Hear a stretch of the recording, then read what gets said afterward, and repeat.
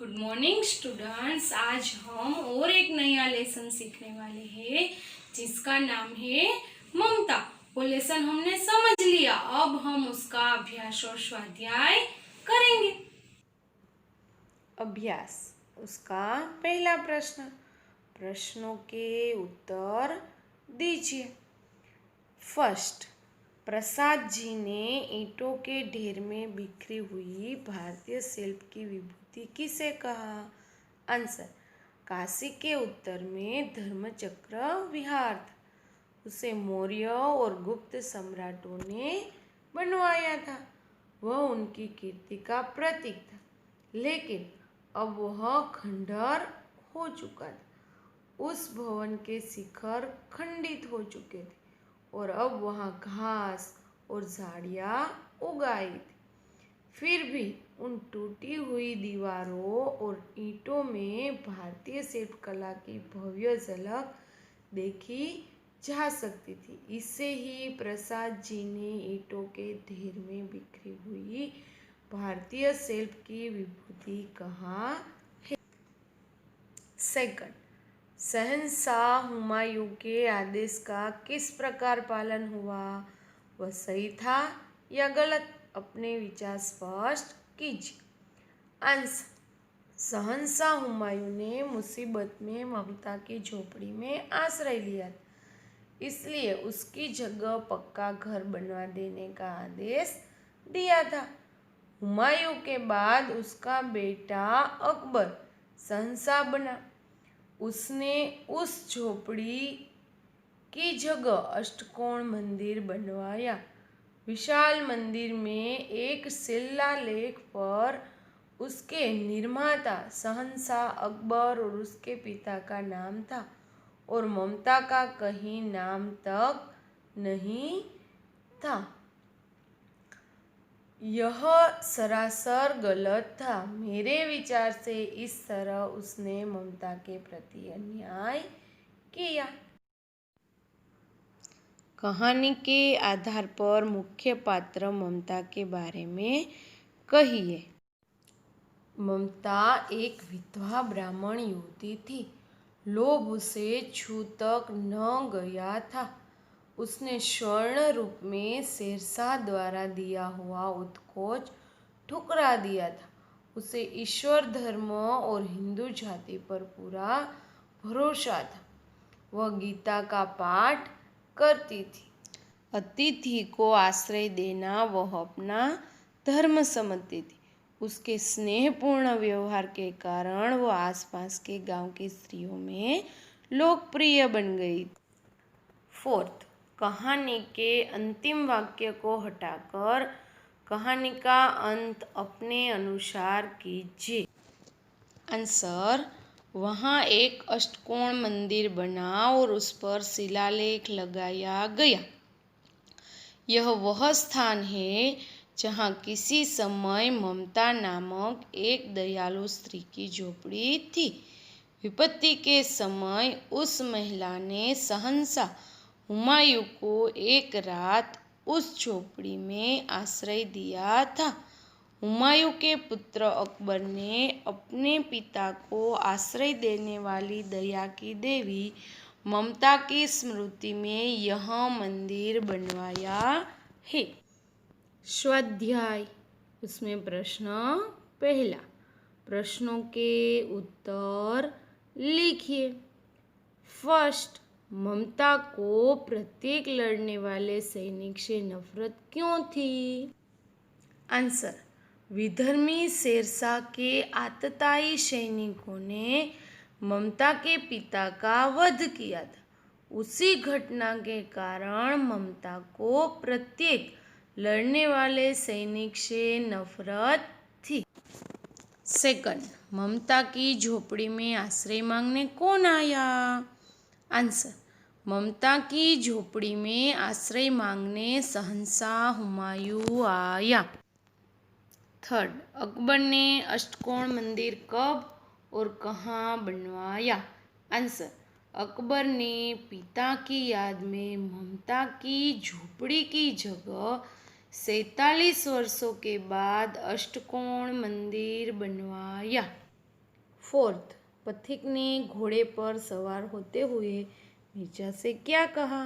Answer, पथिक ने मिर्जा से कहा कि उस स्त्री को मैं कुछ दे नहीं सका, इस स्थान पर उसका पक्का घर बनवा देना, क्योंकि मैंने विपत्ति में यहाँ विश्राम पाया है। फिफ्थ, किस बात से पता चलता है कि ममता सबके सुख दुख की सहभागिनी थी? आंसर, गांव की 2-3 स्त्रियां वृद्धा और झरझर शरीर वाली ममता की सेवा कर रही थी। इससे पता चलता है कि ममता गांव वालों के सुख दुख की सहभागिनी थी। क्वेश्चन 2, नीचे दिए गए वाक्यों को निर्देश के अनुसार भिन्न भिन्न कालों में परिवर्तन कीजिए। फर्स्ट, तेनाली रामन के बारे में कहानियाँ प्रचलित है, तो भूतकाल में तेनाली रामन के बारे में अनेक कहानियाँ प्रचलित थी। सेकंड, सुबह होने पर हिना अपने बेटे को साथ लेकर उद्यान में गई। भविष्यकाल, सुबह होने पर हिना अपने बेटे को साथ लेकर उद्यान में जाएगी। थर्ड, प्रिया का गृह कार्य जल्दी समाप्त हो गया। भविष्यकाल में प्रिया का गृह कार्य जल्दी समाप्त हो जाएगा। फोर्थ, हर्ष आज उपवास करेगा। भूतकाल में हर्ष ने आज उपवास किया। फिफ्थ, मनोज अक्सर जागता रहता था। वर्तमान काल में मनोज अक्सर जागता रहता है। क्वेश्चन 3, शब्दों के अर्थ देकर वाक्यों में प्रयोग कीजिए। दुहिता पुत्री, ममता चूड़ामणि की दुहिता थी। वेदना पीड़ा, ममता के मन में वेदना थी। उत्कोच रिश्वत, चूड़ामणि ने शत्रु का उत्कोच स्वीकार कर लिया। जीर्ण पुराना, ममता का शरीर जीर्ण हो गया है। आतताई अत्याचारी, ममता को सारे मुगल आतताई लगते थे। क्वेश्चन 4, नीचे लिखी कहानी एक वचन में है, उसे बहुवचन में लिखिए। तो एक चिड़िया पेड़ पर रहती थी। उसका घोंसला जंगल के पास था। घोंसले में उसके 3 बच्चे थे। वह अपने बच्चों के साथ रहती थी। एक दिन एक शिकारी वहां आया। वह चिड़िया को मारना चाहता था। चिड़िया ने बच्चों को घोंसले में सिर नीचा कर बैठने को कहा। वह खुद वहां से उड़ गई और पत्तों में छिपकर बैठ गई। शिकारी चिड़िया को न देखकर वहां से चला गया। आंसर, अनेक चिड़िया पेड़ पर रहती थी। उनके घोंसले जंगल के पास थे। घोंसलों में उनके 3 बच्चे थे। वे अपने बच्चों के साथ रहती थी। एक दिन कई शिकारी वहां आए। वे चिड़ियों को मारना चाहते थे। चिड़ियों ने बच्चों को घोंसलों में सिर नीचे कर बैठने को कहा। वे खुद वहां से उड़ गई और पत्तों में छिपकर बैठ गई। शिकारी चिड़ियों को न देख वहां से चले गए। प्रश्न 5, नीचे शरीर के कुछ अंगों के चित्र दिए गए हैं। प्रत्येक अंग से संबंधित 3-3 मुहावरे अर्थ सहित लिखे और वाक्य में प्रयोग करें। तो उसमें फर्स्ट, आँख। तो आँख आना, आँख लाल होकर उसमें पीड़ा होना। वाक्य, आजकल शहर में आँख आने की बीमारी फैली हुई है। आँख जाना, अंधा होना। आँख जाने से वह पढ़ाई न कर सका। आंखें फेरना, उपेक्षा करना। समय बुरा आने पर मित्र भी आंखें फेर लेते हैं। सेकंड, कान कान देना, ध्यान से सुनना। कृपया आप कान देकर मेरी बातें सुने।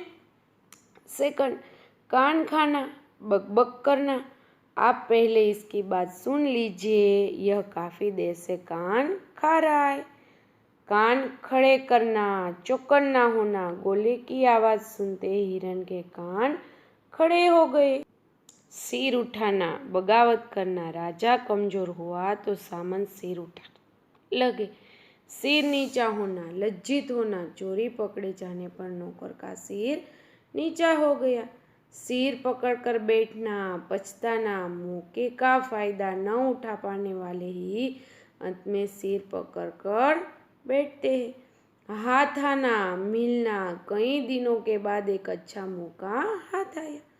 हाथ मलना, पछताना। अवसर चूक गए तो हाथ मलते रहोगे। हाथ फैलाना, मदद मांगना। हे ईश्वर, मुझे कभी किसी के सामने हाथ न फैलाना पड़े। क्वेश्चन 6, कहानी लिखिए। तो एक निर्दयी राजा, गुलाम को दंड। गुलाम का जंगल में भाग जाना। सिंह से भेंट, सिंह के पैर से कांटा निकालना। मित्रता, गुलाम की गिरफ्तारी, मौत की सजा। उसे भूखे सिंह के सामने छोड़ना। सिंह का स्नेहपूर्ण व्यवहार, दोनों की रिहाई और सीख। कृतज्ञता या सिंह और गुलाम। ग्रीस देश का एक राजा बहुत निर्दयी था। उसके यहाँ अनेक गुलाम थे। वह उनसे सख्त मजदूरी करवाता था। एक बार एक गुलाम ने चोरी से एक फल खा लिया। गुलाम अभी लड़का ही था, फिर भी राजा ने उसे कठोर दंड देने का निश्चय किया। दंड के भय से वह गुलाम जंगल में भाग गया। वहां एक झाड़ी में छिपकर बैठ गया। झाड़ी में बैठे गुलाम लड़के ने एक सिंह के कराने की आवाज सुनी। लड़का झाड़ी से निकलकर सिंह के पास आया। उसे लगा कि सिंह के पैर में कुछ तकलीफ है। उसने सिंह के पैर का दायां पंजा उठाकर देखा। उसमें एक बड़ा कांटा घुस गया था। लड़के ने धीरे से वह कांटा निकाल दिया। सिंह की पीड़ा दूर हो गई। इसके बाद दोनों में मित्रता हो गई। गुलाम लड़के को पकड़ने के लिए राजा के सिपाही चारों ओर घूम रहे थे। उन्होंने लड़के को जंगल में देख लिया। वे उसे गिरफ्तार कर राजा के सामने ले गए। राजा ने लड़के को मौत की सजा सुनाते हुए कहा, इसे भूखे सिंह के सामने डाल दिया जाए। जंगल से सिंह को पकड़ कर लाया गया। उसे कई दिनों तक भूखा रखा गया। फिर एक दिन लड़के को उसके पिंजड़े में बंद कर दिया। भूखा सिंह उस लड़के को खाने के लिए झपटा, परंतु एकदम रुक गया। वह उस लड़के के पैर चाटने लगा। वास्तव में यह वही सिंह था जिसके पैर से उस लड़के ने कांटा निकाला था। लड़के के प्रति सिंह के स्नेहपूर्ण व्यवहार ने सबको चकित कर दिया। राजा भी इससे बहुत प्रभावित हुआ। उसने कहा, जब जंगल का राजा इस लड़के के प्रति दयालु है तो मुझे भी इस पर दया करनी चाहिए। ऐसा सोचकर उसने लड़के को क्षमा कर दिया। उसने सिंह और लड़के को गुलामी के बंधन से मुक्त कर दिया। सीख, सचमुच खूंखार पशु भी अपने साथ किए गए उपकार को नहीं भूलते। चित्र के आधार पर कहानी लिखिए। पुराने समय में आज की तरह आने जाने के साधन न थे। साधारण लोग पैदल ही यात्रा करते थे। उन्हीं दिनों की एक घटना है। एक बुढ़िया लकड़ी टेकती हुई किसी काम से दूसरे गांव जा रही थी। गर्मी के दिन थे। दोपहर होते होते धूप तेज हो गई। बुढ़िया को जोर की प्यास लगी। थकावट और प्यास के कारण वह आगे न चल पाई और रास्ते के किनारे एक पेड़ के नीचे बैठ गई। आते जाते लोगों से वह पानी मांगती थी, पर उस प्यासी बुढ़िया पर किसी को तरस न आया। एक बालक ने उस बुढ़िया की आवाज़ सुनी। उसका घर पास में ही था। वह दौड़कर घर से लोटा भरकर पानी ले आया। बुढ़िया ने पानी पिया। उसकी जान में जान आई। बालक आग्रह करके बुढ़िया को अपने घर ले गया और चारपाई पर बिठाया। बुढ़िया को बहुत आराम मिला। उसने लड़के को अपनी बाहों में ले लिया और बोली, तू सचमुच बहुत अच्छा बच्चा है। नीचे दिए गए शब्दों में से संज्ञा, सर्वनाम और विशेषण पहचान कर वर्गीकृत कीजिए और उनका वाक्य में प्रयोग कीजिए। तो शब्द है हिमालय, मुझे, खट्टा, तुम्हें, बड़ौदा, सपना, साबरमती, सुंदर, छोटा, होशियार, हमारा और गुजरात। इन शब्दों को संज्ञा, सर्वनाम और विशेषण में वर्गीकृत करना है। तो सबसे पहले संज्ञा हिमालय, बड़ौदा, सपना, साबरमती, गुजरात। सर्वनाम मुझे, तुम्हें, हमारा। और विशेषण खट्टा, सुंदर, छोटा और होशियार। अभी उसका वाक्य बना दे। तो सबसे पहले संज्ञा तो हिमालय। हिमालय विश्व का सबसे ऊंचा पर्वत है। बड़ौदा, बड़ौदा गुजरात का एक बड़ा शहर है। सपना, सपना अच्छी लड़की है। साबरमती, अहमदाबाद साबरमती नदी के किनारे बसा है। गुजरात, हमारे प्रदेश का नाम गुजरात है। अभी सर्वनाम के वाक्य तो मुझे, मुझे अपना देश अच्छा लगता है। तुम्हें, माँ तुम्हें बुला रही है। हमारा, भारत हमारा देश है। अभी विशेषण खट्टा, वह आम खट्टा है। सुंदर, यह स्थान बहुत सुंदर है। छोटा, मोहन छोटा लड़का है। होशियार, होशियार लड़के कभी पीछे नहीं रहते। ये अभ्यास और स्वाध्याय आपको आपके फेसबुक में लिख लेना है। Thank you.